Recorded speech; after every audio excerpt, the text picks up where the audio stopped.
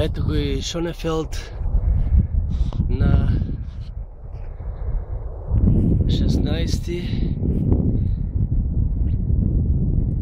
12 месец 2013 година. Няколко дена преди отпътуване в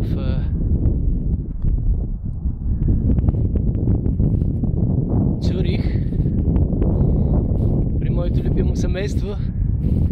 Моето златно момченце Благовест Милчуник и най-умното, най-бързото на света.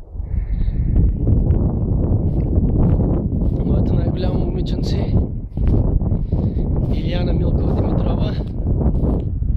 Ето ме мен.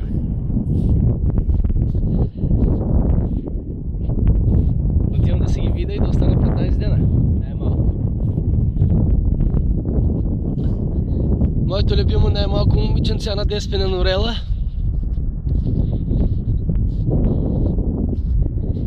И ето още веднъж Шонефелд.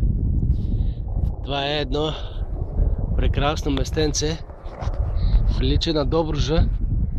Там, където са нашите корени. На мама Илянка са в Казанлъшките розички, естествено. Ето го. Равно поле.